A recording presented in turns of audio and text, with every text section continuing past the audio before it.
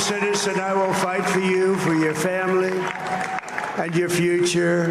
Every single day I will be fighting for you, and with every breath in my body. I will not rest until we have delivered the strong, safe, and prosperous America that our children deserve and that you deserve. This will truly be the golden age of America. That's what we have to have.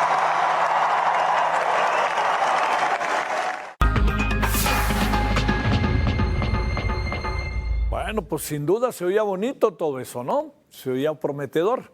Pero estamos a más de 6 meses del inicio del segundo mandato de Donald Trump. El incremento de los aranceles y la nueva ley de impuestos y gastos han transformado los sistemas comercial, manufacturero, energético e impositivo de Estados Unidos. A pesar de todas las promesas del presidente Trump de una época dorada, económica, una serie de indicadores débiles han revelado una situación preocupante a medida que el impacto de sus políticas se hace evidente. En Estados Unidos el empleo disminuye, la inflación comienza a aumentar y el crecimiento ha desacelerado en comparación con el 2024. Algunos de los países que lograron acuerdos arancelarios con Estados Unidos son Reino Unido, que fue de los primeros, por cierto, pagará 10% en lugar del 25% en materia automotriz. Se redujo el arancel sobre acero y aluminio. En el caso de los productos japoneses que entren a Estados Unidos pagarán 15% de aranceles en vez de 25%. Y además el gobierno japonés va a hacer una inversión por $550,000. Bueno, ¿cómo vamos nosotros? A finales de julio México logró, como usted lo sabe, aquí lo hemos reportado, una prórroga de 90 días para la entrada en vigor de los aranceles del 30% impuesta por Estados Unidos.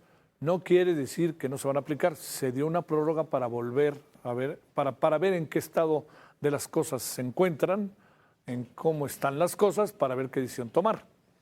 El 1 de agosto venció el plazo para la entrada en vigor de estos gravámenes. México seguirá pagando, no lo olvide, un arancel del 25% a la industria automotriz y uno del 50%. No se nos olvide al aluminio y al cobre, y no se nos olvide que también está por ahí el otro tipo de aranceles como el del tomate. A raíz del arancel a la industria automotriz, la comercialización de vehículos ligeros en México bajó 0.6% durante julio, que representa esto la cuarta caída seguida en lo que va del año. De acuerdo con el INEGI, las empresas que conforman el sector automotriz vendieron 124,480 vehículos ligeros en julio. De enero a julio de este año, del 2025, las empresas de la industria automotriz comercializaron 0.3% menos que el mismo periodo del 2024, es decir, 2.554 unidades menos. Bueno, vamos a conversar, si le parece, con Luis Fonserrada, economista de la Cámara Americana de Comercio, investigador y profesor de economía. Querido Luis, como siempre es un gusto saludarte. ¿Cómo te ha ido? Muy buenas noches. Buenas noches, Javier. Muy bien, el gusto es mío. Gracias. Nos le hemos pasado planteando y conversando contigo, Luis, en lo que corresponde a la relación bilateral, los aranceles, Canadá, qué pasa con Estados Unidos, con Trump aplicando aranceles, que si los 90 días, pero quizás poco hemos reparado en qué anda pasando al interior de los Estados Unidos. Cada vez hay más signos que yo imagino inquietan, por no decir preocupan, en la cotidianidad estadounidense. ¿Qué le anda pasando realmente a la economía estadounidense con todas estas medidas de Donald Trump, que pareciera que lo que dijo en campaña se va diluyendo? Sí, cómo no. Es un tema muy importante y muy interesante, Javier. Hay varios elementos, varios factores que significan riesgos importantes para la estabilidad macroeconómica americana. De una parte, paradójicamente, tienes una bolsa de valores que está en niveles muy altos, los índices están muy altos, pero hay que ver por qué están altos. Y están altos porque, curiosamente, los grandes inversionistas, los se conocen como inversionistas institucionales, que son las compañías gigantescas, se están saliendo o haciendo inversiones muy selectivamente y el gran público menos especializado, dejándose llevar por la rápido incremento de muchas de las acciones, son los que están comprando. Pero además, no solamente son los que están comprando, sino hay un tema muy importante. Están comprando con lo que se llama un crédito de margen. Es decir, se están endeudando, dejando como garantía su ganancia, la ganancia en libros que no se ha ejecutado, que no se ha realmente realizado, y se están endeudando para comprar más acciones. Y está peligrosamente alta, pero esta inversión con operaciones de margen es la más alta que habíamos visto desde hace 24 años. Es decir, el endeudamiento es brutal. ¿Qué quiere decir? Que si se desploma la bolsa, como es muy probable que se desplome por varias razones, no solamente van a perder su capital, sino van a tener que pagar la deuda en la que incurrieron. Si los niveles están críticos y yo te diría preocupantes. Ese es un aspecto Ujú. en la economía y va a involucrar la pérdida de muchísima gente. Otro es la escasa inversión. Se han detenido muchas inversiones, a pesar de lo que se dice, a pesar de los acuerdos, no están las inversiones. El consumo se está reduciendo de las familias porque temen que haya inflación, que ya se está dando, y vemos claramente que el indicador que sigue la Reserva Federal se ha incrementado de manera muy importante. Entonces, de otra parte, el empleo tampoco se está comportando bien, lo que es un signo adicional de poca actividad, de poca demanda.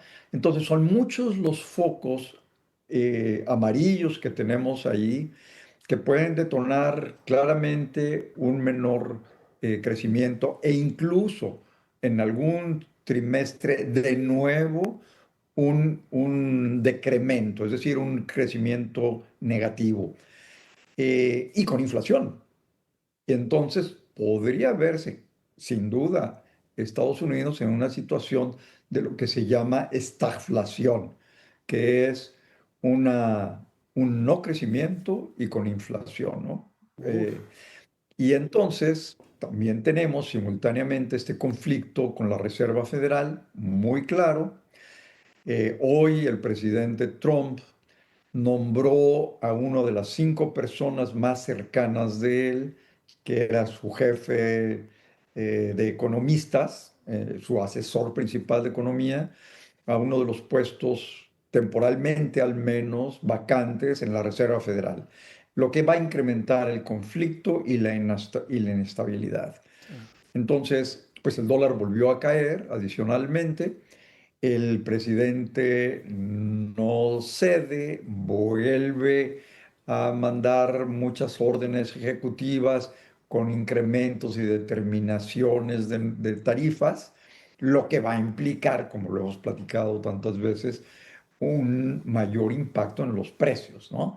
Entonces, hay inestabilidad, claramente, mucho desequilibrio, volatilidad, y hay que seguirla con detenimiento porque sí puede implicar una situación delicada, desequilibrios importantes, no crecimiento, falta de empleo. Y si a todo esto le agregas además que eh, la población americana está dejando de crecer, se está reduciendo de manera muy importante porque las muertes empiezan ya a ser iguales a los nacimientos y además la tasa de fertilidad, el número de nacimientos en todos los estados americanos se ha reducido de una manera importantísima. De 3%, que era 3% de incremento de los Sí. nacimientos, hoy está por abajo de 2 y Uf. en algunos estados por abajo de 3, perdón, De en dos. -1, Ajá. -2, Ay, exacto, negativos. sí. Entonces, y al mismo tiempo deteniendo la migración y dejando de llegar a lugares de trabajo eh, indocumentados o incluso gente con permiso de trabajar por temor a que lo excluyan. Se han detenido operaciones y han reducido horas de trabajo en algunas empresas. En fin, no pinta nada bien. Tienes razón, está complicado el esquema en Estados Unidos, Javier. Oye, ¿el consumo se ha reducido o no? El consumo que es siempre, Luis, tan importante en la vida cotidiana estadounidense, todo esto que tiene que ver con los centros comerciales, los automóviles y la otra cosa. Hay indicios de que, por lo que hemos podido informarnos, Luis, de que se ha reducido, que esto es de las cosas también importantes, el turismo. Ah, sí, por supuesto. Sin duda el turismo se ha reducido, que es uno de los países que tenía más turismo o sigue teniendo todavía un turismo muy importante, pero el consumo se ha reducido y de manera muy importante.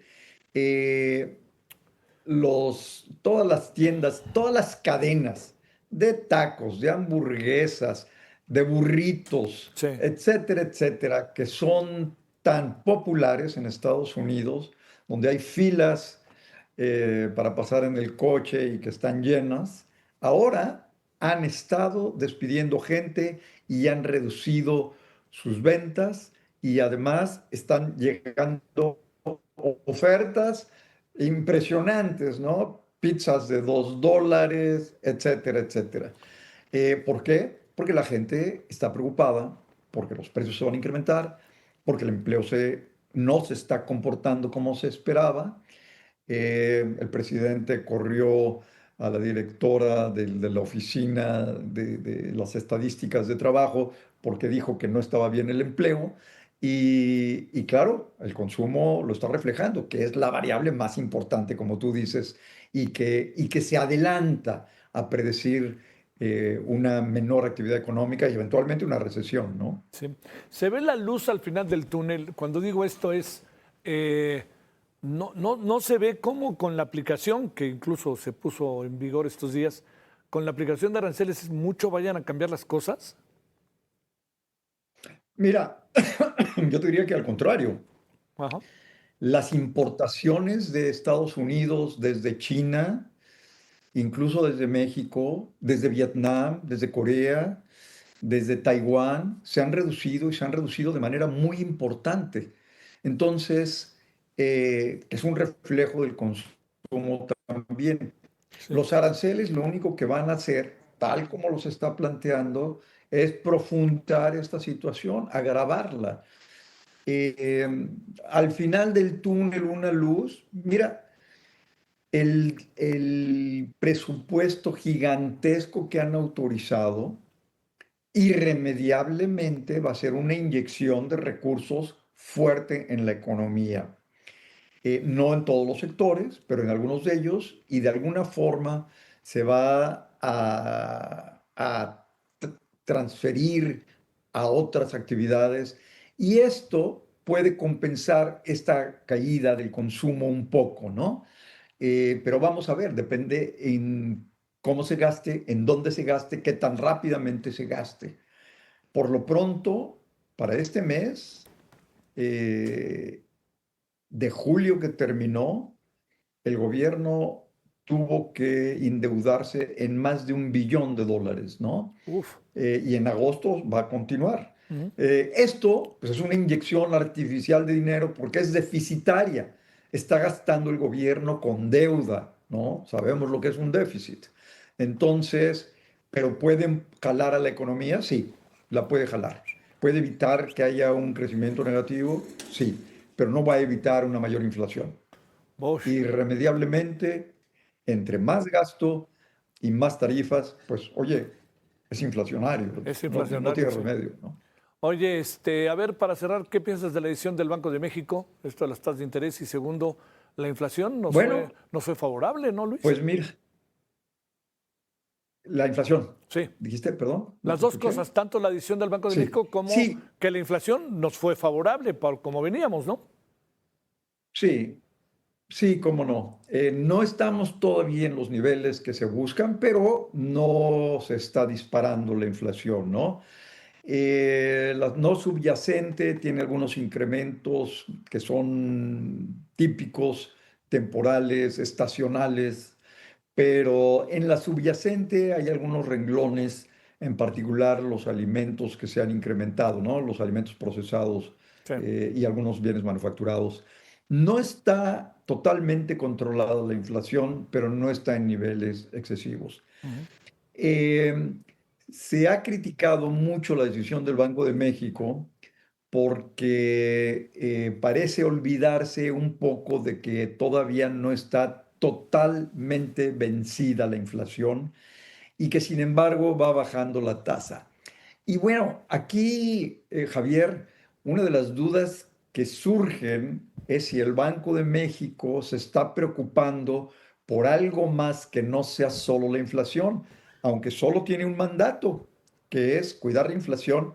En fin, su mandato textualmente dice cuidar el poder adquisitivo de la gente. Sí. Esto es, cuidar los salarios reales, el poder adquisitivo de los sueldos y los salarios. Entonces la crítica es, a lo mejor no está fijándose ya solo en la inflación, sino ahora está procurando bajar la tasa para que el costo financiero del gobierno también baje. Esto es, que las tasas de CETES, de los bonos, etcétera, también bajen. ¿Por qué? Pues porque entonces le cuesta menos al gobierno financiar su déficit. Sí, sí, sí, sí. Y la crítica que se le ha hecho en estos días al banco es esa. Oigan, y la inflación, sí, no está mal, pero cuidado, no se ha vencido totalmente y ustedes la siguen bajando, ¿no? Ujú. Hubo un voto en contra, que fue la de uno de los subgobernadores, pero la mayoría fue 4. De otra parte, si esta reducción de la tasa también baja la tasa de referencia para otorgar los créditos y los bancos efectivamente bajan las tasas de la misma manera, pues también es positivo para nuestra economía en general. Abarata los préstamos, debería abaratar la tasa de interés de las tarjetas, del consumo y de los créditos para invertir. Si de veras se transmitiera esto a la política bancaria, en general de los bancos, de una reducción de tasas, hay que aplaudirlo. Pero si no bajan el crédito los bancos y solo se reduce el costo del financiamiento del gobierno y se nos escapa por ahí la inflación, pues entonces hay que estar atentos, Javier. Te mando un gran saludo, Luis Fonserrada. Un abrazo, Javier, gusto en Gracias. verte. Abrazo para ti. Gracias.